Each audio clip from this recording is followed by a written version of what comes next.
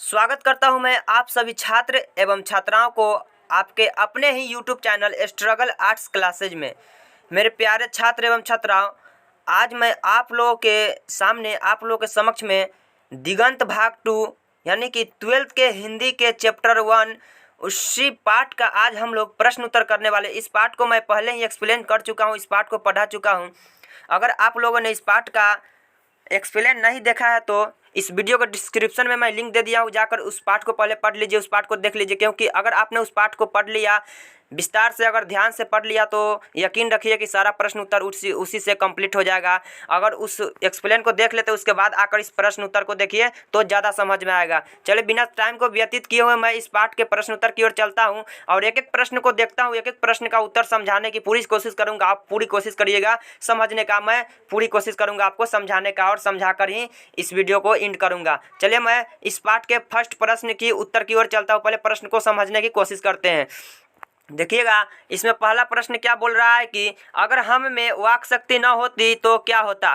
देखिए, जिस समय हम पाठ पढ़ा रहे थे उसी टाइम हम बताए थे आप लोगों को कि वाक शक्ति का मतलब होता है बोलने की शक्ति। मतलब वह शक्ति अगर किसी भी इंसान में न हो तो वह बिल्कुल एक गूंगे की तरह किसी भी कोने में जाकर बैठा रहेगा। वह अपने बातों को किसी के समक्ष, किसी के सामने नहीं रख पाएगा। इसी वाक शक्ति को इसी को कहते हैं, यानी कि बोलने की शक्ति को। चलिए इसको थोड़ा सा विस्तार से समझते हैं। देखिएगा उत्तर में क्या लिखे हुए हैं, आपके अपने ही शब्दों में है। अगर हम में वाक शक्ति न होती, अगर हम में वाक शक्ति न होती तो संपूर्ण सृष्टि गूंगा होता, वह मुखबधिर होता। कहने का मतलब अगर संपूर्ण सृष्टि गूंगा होता, यानी कि जितने भी संसार है, पूरा संसार क्या होता, गूंगा होता। मतलब गूंगे की तरह बैठा रहता, वह मुखबधिर होता। मनुष्य को सृष्टि की सबसे महत्वपूर्ण देन अगर कुछ है तो वह क्या है, वाक शक्ति है। सृष्टि की सबसे महत्वपूर्ण देन क्या है, वाक शक्ति है, जो कि ऊपर वाले ने सभी इंसान को दिए हुए हैं। देखिएगा, अतः इसी वाक शक्ति के होने के कारण संपूर्ण सृष्टि एक दूसरे से बात कर पाता है। अगर हमें वाक शक्ति ना होता तो क्या हम बात कर पाते, नहीं कर पाते। एक गूंगे की तरह सिर्फ इशारा से बात कर पाते। तो इसी वाक शक्ति के कारण संपूर्ण सृष्टि जो है एक दूसरे से बात कर पाता है और एक दूसरे की बातों को अनुभव कर पाता है। अगर हम में वाक शक्ति नहीं होती तो हम गूंगे की तरह एक कोने में बैठे होते। समझ में आ रहा है? सही बात है। अगर हम में वाक शक्ति ना होती क्या करते, एक गूंगे की तरह कहीं भी जाकर बैठे होते, अपनी बातों को एक दूसरे के सामने रख भी नहीं पाते। इसी वाक शक्ति के कारण हम लोग क्या करते हैं, अपनी सुख दुख को एक दूसरे के सामने रखते हैं। अतः इसी को हम लोग क्या कहते हैं, वाक शक्ति कहते हैं। यह जो प्रश्न है आपके एग्जाम की दृष्टि से बहुत ही ज़्यादा इंपॉर्टेंट है, बहुत ही ज़्यादा महत्वपूर्ण है। आप इसको जैसे हो आप इसको याद कर लीजिएगा, वैसे मैंने इसे समझाने की कोशिश किया है। हमें उम्मीद है कि आपको समझ में आया होगा। चलिए इसके दूसरे प्रश्न को देखते हैं। जो इसमें दूसरा प्रश्न बोल रहा है कि आर्ट ऑफ कन्वर्सेशन क्या है। देखिए पहले इसको समझिए कि यह है क्या। यह जो है ना, यह एक बात करने की एक उत्तम कला है। उत्तम कला का तो उत्तम एक विधि है, एक तरीका है, जो कि सबसे ज़्यादा कहाँ प्रचलित है। यह जो है यूरोप में ज़्यादा प्रचलित है। यूरोप में बहुत ज़्यादातर देखने को मिलता है यह आर्ट ऑफ कन्वर्सेशन। चलिए इसके उत्तर को थोड़ा सा समझने की कोशिश करते हैं। उत्तर में क्या लिखे हुए हैं, आर्ट ऑफ कन्वर्सेशन बातचीत करने की एक कला है जो यूरोप के लोगों में बहुत ज़्यादा प्रचलित है। देखिएगा, जो यह बातचीत करने की जो आर्ट ऑफ कन्वर्सेशन एक कला है वह कहाँ प्रचलित है, तो यूरोप के लोगों में प्रचलित है। आपका ऑब्जेक्टिव में भी इस तरह से पूछा जाता है, बहुत ही ज़्यादा इंपॉर्टेंट है। कहाँ प्रचलित है, तो यूरोप के लोगों में बहुत ज़्यादातर प्रचलित है। बातचीत करने के दौरान कुछ ऐसे प्रसंग छोड़ दिए जाते हैं, कुछ ऐसे प्रसंग छोड़े जाते हैं जिन्हें सुनकर काफ़ी ज़्यादा आनंद मिलता है, काफ़ी ज़्यादा हमें अच्छा लगता है। मतलब देखिए, जैसा हम लोग बातचीत करते रहते, बातचीत करते करते कुछ हम बोल दिए, कुछ वो बोल दिए, मतलब ये सुनकर क्या होता है, हम लोगों को काफ़ी ज़्यादा आनंद मिलता है, काफ़ी ज़्यादा अच्छा लगता है। अतः इसी विधि को हम लोग क्या बोलते हैं, आर्ट ऑफ कन्वर्सेशन बोलते हैं। यह विधि यूरोप के लोगों में ज़्यादा प्रचलित है, इतना आप लोगों को ध्यान में रखना है।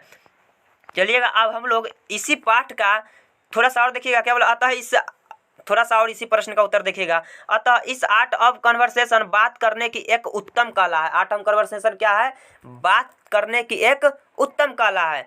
चलिएगा, अब हम लोग तीसरे प्रश्न की ओर चढ़ते हैं। तीसरा प्रश्न क्या बोल रहा है कि बातचीत के संबंध में बेन जॉनसन और एडिसन जी का जो है क्या विचार है।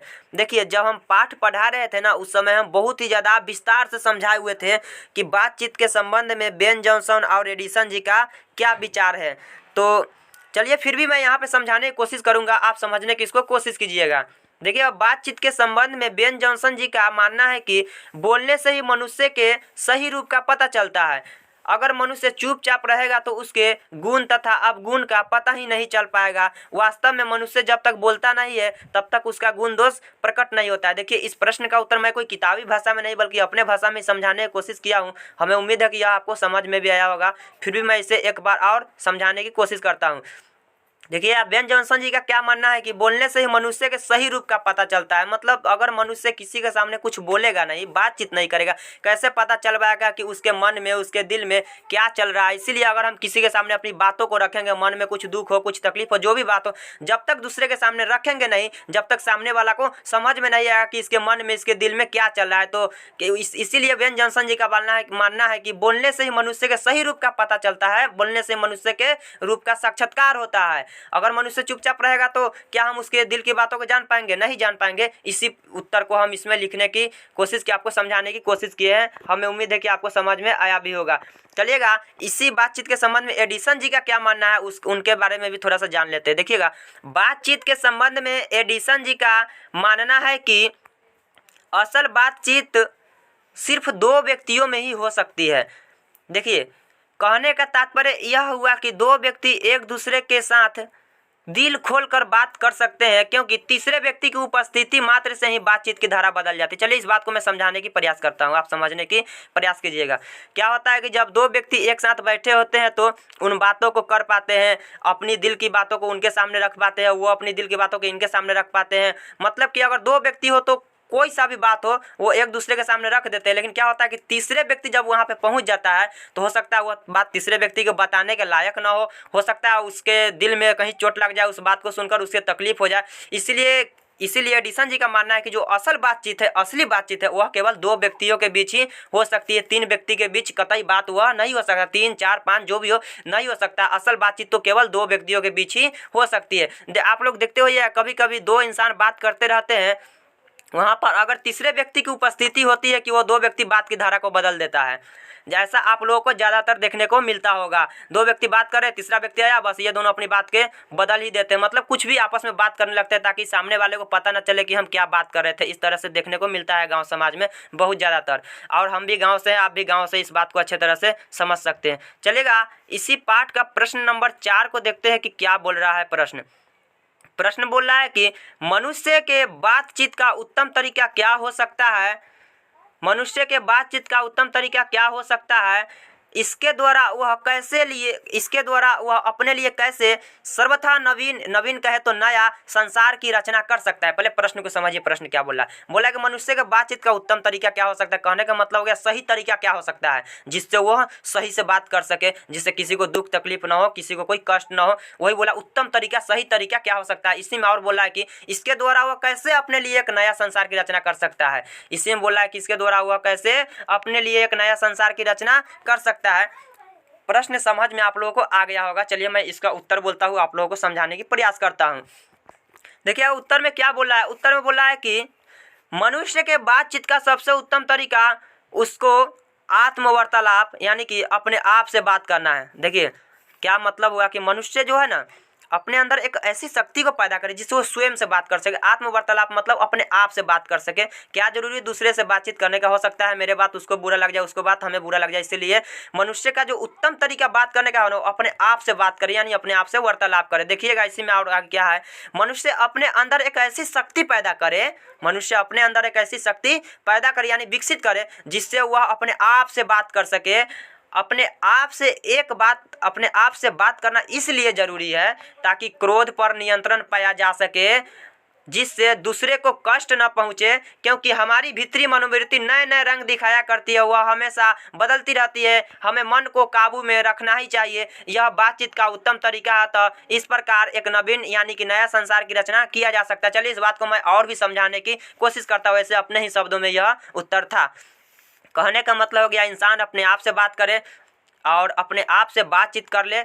अपने आप से बातचीत इसलिए करे क्योंकि अगर वो अपने आप से बात करेगा तो क्या होगा, कभी कभी अगर गुस्सा आ जाए, क्रोध आ जाए, तो दूसरे व्यक्ति को उसे समझाने की जरूरत न पड़े, वो स्वयं से बात कर ले और स्वयं ही अपने क्रोध पर नियंत्रण पा सके और कोई गलत कदम न उठाए। किसी के साथ वह गलत करने वाला हो तो स्वयं से सलाह ले, स्वयं से बातचीत करे और वह किसी के साथ गलत न करे। जिस दिन हम अपने आप से अगर बातचीत करना शुरू कर दिए, उस दिन समझ लीजिए कि कभी हम अपने आप को गलत ठोस नहीं पहुंचा सकते और नहीं किसी दूसरे को ठोस पहुंचा सकते। इसीलिए लेखक यहाँ पर समझाने के प्रयास कर रहे हैं कि मनुष्य को अपने अंदर एक ऐसी शक्ति पैदा करना चाहिए जिससे वह स्वयं से बातचीत कर सके, और इस प्रकार अगर वह करने लगे तो इस पर समझ लीजिए कि वह अपने लिए एक नया संसार की रचना कर सकता है। मतलब कि एक नए संसार की रचना कर सकता है जिसमें वह खुशीपूर्वक जी सकता है और किसी को ठेस भी नहीं पहुंचेगा और स्वयं भी ठेस नहीं पहुंचने देगा। इसीलिए आप लोग भी कोशिश कीजिए कि अपने अंदर एक नया संसार की रचना करें जिससे स्वयं से आप बात कर सके। देखिएगा इसी पाठ का प्रश्न 5 क्या बोल रहा है, व्याख्या करने के लिए बोल रहा है। इसमें क दिया हुआ है। क क्या है, हमारी भीतरी मनोवृत्ति प्रतिक्षण नए नए रंग दिखाया करती है। वह प्रपंचात्मक संसार का एक बड़ा भारी आईना है जिसमें जैसा चाहो वैसा सूरत देख लेना, कोई दुर्गत बात नहीं है। देखिए इस प्रश्न को पहले मैं समझाता हूँ कि प्रश्न क्या बोल रहा है। बोला कि हमारी भीतरी मनोवृत्ति प्रतिक्षण नए नए रंग दिखाया करती है, वह प्रपंचात्मक संसार का बड़ा भारी आईना है। मत कहने का मतलब हमारी जो मन है ना, वह मन हर क्षण हर पल बदलते रहता है। वह हमेशा एक ही किस्म का नहीं रहता है। हो सकता है अभी कुछ और विचार है, हो सकता है थोड़ी दो पल में कुछ और विचार बदल जाए।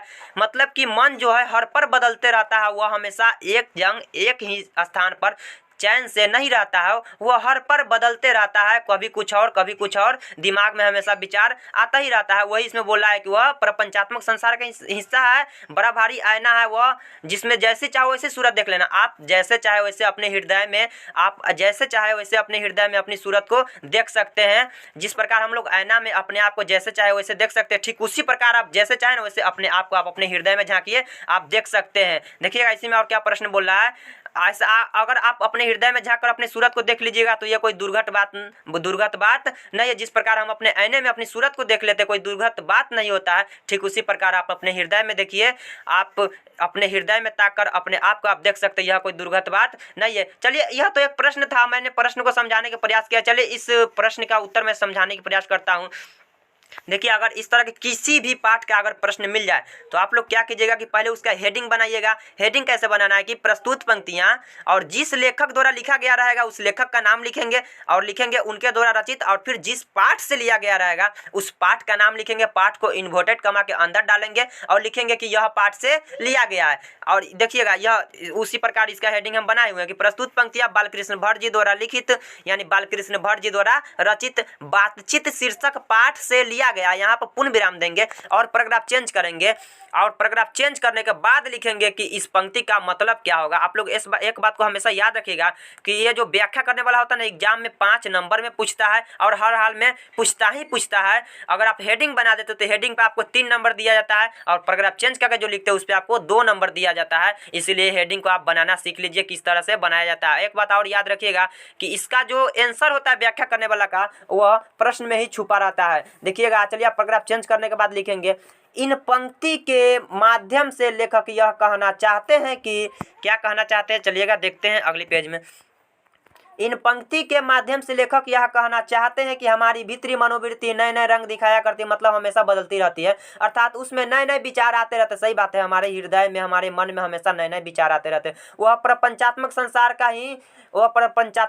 का बड़ा भारी आईना है। मतलब जिस प्रकार आईना में अपने को देख सकते हैं अपने आप को, ठीक उसी प्रकार अपने हृदय में देख सकते हैं। वही बात यहाँ पर बोला जा रहा है, जिसमें वैसी घटना को भी देखा जा सकता है जिसके घटित होने की कोई आशा न हो।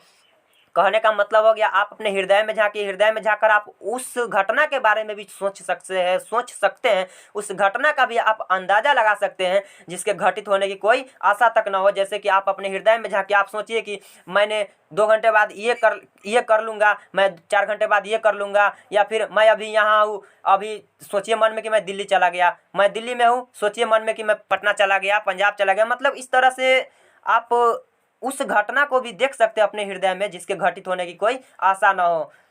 ठीक तो इसी प्रकार इस प्रश्न का उत्तर मैं इसमें समझाने की प्रयास किया। आशा है कि आपको समझ में आया होगा। देखिएगा इसी का ख क्या बोल रहा है, ख भी इसमें है, सच है जब तक मनुष्य बोलता नहीं तब तक उसका गुण दोष प्रकट नहीं होता। पहले प्रश्न को समझाते हैं, आप समझिए। बोला है सच है जब तक मनुष्य बोलता नहीं तब तक उसका गुण दोष प्रकट नहीं होता। प्रश्न बोल रहा है कि मनुष्य जब तक किसी के सामने कुछ बोलेगा नहीं उसका कैसे पता चल पाएगा कि उसके अंदर क्या गुण है क्या अवगुण है, पता नहीं चल पाएगा किसी को। इसीलिए लेखक यहाँ प्रश्न बोला है कि जब तक मनुष्य बोलेगा नहीं सामने वाला को गुण अवगुण के बारे में पता ही नहीं चल पाएगा। इसलिए अगर आप लोगों के मन में अगर कुछ हो किसी के प्रति अगर तकलीफ हो दुख हो तो उसके सामने उस बात को रख दीजिए ताकि मन भी स्वच्छ हो जाए, हल्का हो जाए और वह बात भी मन से निकल जाए, वह बात बार बार मन में न भटके। वही प्रश्न है यहाँ पर कि मनुष्य अगर न बोलेगा तो उसका गुण दोष ही प्रकट नहीं होगा। चलिए इस प्रश्न का उत्तर देखते हैं। ठीक उसी प्रकार इसमें भी आपको क्या करना है, व्याख्या कर देना ऊपर हेडिंग में कि प्रस्तुत पंक्तियां जिस लेखक द्वारा लिखा गया है, तो यह भी तो बालकृष्ण भट्ट जी के ही द्वारा लिखा गया है। तो लिखेंगे प्रस्तुत पंक्तियां लेखक बालकृष्ण भट्ट जी द्वारा लिखित और किस पाठ से लिया गया है, बातचीत, तो लिखेंगे बातचीत शीर्षक पाठ से लिया गया है। फिर से आप देखिएगा प्रस्तुत पंक्तियां लेखक बालकृष्ण भट्ट जी द्वारा लिखित बातचीत शीर्षक पाठ से लिया गया। अब यहाँ से पैराग्राफ चेंज करेंगे और लिखेंगे इन पंक्ति के माध्यम से लेखक क्या कहना चाहते हैं। देखिएगा ध्यान से, इन पंक्ति के माध्यम से लेखक यह कहना चाहते हैं यानी कि यह बताना चाहते हैं कि बोलने से ही मनुष्य के सही रूप का पता चलता है। सही बात है, जब तक मनुष्य बोलेगा नहीं उसके सही रूप को हम लोग पहचान नहीं पाएंगे कि इसके मन में क्या चल रहा है क्या नहीं चल रहा है। अगर मनुष्य चुपचाप रहेगा तो उसके गुण तथा अवगुण का पता नहीं चल पाएगा। सही बात है, वह चुपचाप रहेगा तो उसके बारे में उसके अंदर क्या चल रहा है, क्या उसके अंदर गुण है, क्या क्वालिटी है, क्या उसके अंदर अवगुण है, कैसे पता चल पाएगा। बोलेगा तब ना पता चल पाएगा इसके अंदर ये गुण है, ये क्वालिटी है, ये अवगुण है, ये कमी है, तब ना पता चल पाएगा। बोलेगा तब ना। वास्तव में मनुष्य जब तक बोलता नहीं तब तक उसका गुण दोष प्रकट नहीं होता। सही बात है, वास्तव में जब तक मनुष्य बोलता नहीं है जब तक उसका गुण दोष प्रकट ही नहीं हो सकता है। यही बात को लेखक यहाँ पर बताने की प्रयास किया, उसी बात को मैं आप लोगों को अपने शब्दों में यहाँ पर समझाने की प्रयास किया हूँ। मुझे आशा ही नहीं पूर्ण विश्वास है कि आप लोगों को इस प्रश्न का उत्तर भी समझ में आया होगा। इस पाठ का लास्ट प्रश्न है कि बातचीत शीर्षक निबंध की विशेषता क्या है। यह प्रश्न एग्जाम में नहीं पूछा जाता है, यह एग्जाम की दृष्टि से नहीं है, फिर भी मैं आप लोगों को इस प्रश्न का उत्तर बताऊंगा क्योंकि बिहार बोर्ड ही एक ऐसा बोर्ड है जिसमें बाहर है कभी कुछ तो कभी कुछ होता रहता है, हमेशा नियम चेंज होता रहता है, पता नहीं किस टाइम क्या कर देता है। हो सके तो पूछता नहीं है, हो सके तो कहीं आप लोग के बेर कहीं पूछ दे, इसलिए मैं इस प्रश्न का उत्तर भी यहाँ पर आप लोगों के सामने रखूंगा। देखिएगा इस पाठ की विशेषता क्या है। पहले विशेषता का मतलब समझिए, जैसे कि कोई सा भी अगर काम हम लोग करते हैं, अगर हम आपसे पूछ दे कि उस काम की विशेषता क्या है, क्या आप उसकी विशेषता ना बता सकते? क्या किसी व्यक्ति की ही विशेषता पूछ दे, क्या आप उस व्यक्ति की विशेषता ना बता सकते? तो जब हम लोग इस पाठ को पढ़े हैं तो इसकी क्या विशेषता हम लोग को, क्या खासियत हम लोग को लगा है, बस उसी को लिखना है। चलिए इसको मैं अपनी शब्द में अपनी भाषा में बताने की प्रयास करता हूँ। देखिएगा प्रस्तुत निबंध बातचीत शीर्षक के लेखक बालकृष्ण भट्ट जी है। ठीक है, इसके माध्यम से लेखक मनुष्य को ईश्वर द्वारा दी गई अनमोल वस्तु वाक शक्ति का सही इस्तेमाल करने के लिए कहते हैं। जो मनुष्य को जो वाक शक्ति दिए हुए हैं ईश्वर, बोलते कि इसका सही इस्तेमाल कीजिए। ऐसा नहीं कि आपको हम वाक शक्ति दे दिया, आप बोलने की शक्ति हो गया, इसका मतलब किसी के सामने कुछ बोल देंगे, ऐसा नहीं करना। इसका सही उपयोग कीजिए, जहाँ पर सटीक हो, जहाँ पर बोलने की आवश्यकता हो वहाँ पर ही बोलिए और इस शक्ति का सही उपयोग कीजिए, गलत उपयोग नहीं कीजिए। ऐसा बालकृष्ण भट्ट जी समझाने की प्रयास करें कि ईश्वर द्वारा जो शक्ति दिया गया उसका सही इस्तेमाल कीजिए। आगे देखिएगा, महान लेखक यानी लेखक कौन है तो बालकृष्ण भट्ट। महान लेखक बालकृष्ण भट्ट जी बताते हैं कि यदि मनुष्य में वाक शक्ति न होती तो हम नहीं जानते कि इस गूंगी सृष्टि का क्या हाल होता। सही बात है, अगर मनुष्य में वाक शक्ति न होती तो गूंगी सृष्टि का क्या हाल होता। इस गूंगी सृष्टि गूंगी ही बना रहा जाता, कोई किसी के साथ दुख तकलीफ को शेयर नहीं कर पाता, किसी के साथ रख नहीं पाता। वही लेखक यहाँ पर बताने की प्रयास कर रहे हैं। आगे देखिएगा, लेखक बातचीत के विभिन्न तरीके भी बताते हैं। सही बात है, जब आप लोगों को हम पाठ पढ़ा रहे थे तो वह बातचीत को वहाँ पर विभिन्न तरीका बताया, जैसे कि दो सहेलियों में किस तरह से बातचीत किया जाता है। अगर दो सहेली हो तो वो अपने अपनी बातों को करेगा। दो अगर बूढ़ी एक साथ हो जाए तो वह अपने बहू बेटी के बारे में बात करेगा, और अगर दो बूढ़ा एक साथ हो जाए तो वह किसी के पूरे जमाने भर की बात करना शुरू कर देगा। इस तरह से कहानी को शुरू कर देगा कि उसका कहानी खत्म ना होगा। दो लड़का हो तो वह अपने खेल के बारे में बड़ाई शुरू कर देगा, अपने स्कूल के बारे में शुरू कर देगा कि मेरे सर ऐसे है तो मेरे सर ऐसे है। अगर वो किसी खेल के प्रति ज़्यादा उस खेल के प्रति जागरूक है, उस खेल के बारे में ज़्यादा जानता है, अच्छा खासा उसको खेल में मन लगता है तो खेल के बारे में बड़ाई शुरू कर देगा। मतलब कि दो लड़का अलग, दो लड़की अलग, दो बुढ़िया अलग, दो बूढ़ा अलग, इस तरह से अपने अपने बातों को अपने अपने हिसाब से रखने की प्रयास करते हैं। इसलिए लेखक बताते हैं कि बातचीत के अनेक तरीके भी है, अतः ये सभी एक विशेषता ही तो है। क्या यह विशेषता हम नहीं बोल सकते हैं? बोल सकते हैं। ये जो सारी बातचीत की तरीका बताते हैं, जितने जो बातें बताए, यह सारी बातचीत की विशेषता ही तो है। इस प्रकार यह पाठ इतना ही पे खत्म होता है। मैंने आप लोगों को सारी प्रश्न का उत्तर संपूर्ण रूप से समझाने की प्रयास किया है। हमें पूर्ण विश्वास है कि सभी प्रश्न का उत्तर आप लोगों को समझ में भी आया होगा। अगले दिन हम लोग जो अगला पाठ पढ़ेंगे, उसने कहा था, जो चंद्रधर शर्मा गुलेरी जी के द्वारा लिखा गया है, यह पाठ जो है बड़ा ही इंटरेस्टिंग पाठ है, बातचीत से भी ज़्यादा इंटरेस्टिंग पाठ है। इसमें 2 लड़कों की कहानी बताया गया है, जिसमें पहले यह कहानी जो है 5 भागों में बटी हुई है, जिसमें से कुछ भागों में युद्ध का वर्णन किया गया है, तो कुछ भागों में लड़का लड़की की कहानी का वर्णन किया गया है। जिस पाठ को जब मैं पढ़ाऊंगा तो उस समय इसके जिक्र करूंगा। इस पाठ में मैं इसका जिक्र नहीं करना चाहता हूं, लेकिन उससे पहले मैं बातचीत पाठ का ही कुछ ऑब्जेक्टिव महत्वपूर्ण प्रश्न लेकर आऊंगा, जो कि अगले वीडियो में लेकर आऊंगा। आप लोग देखना ना भूलिएगा। इस वीडियो को देखे उसके लिए धन्यवाद। आप सभी छात्र एवं छात्राओं को तहे दिल से धन्यवाद। जब तक के लिए बाय बाय दोस्तों। जय हिंद, जय भारत।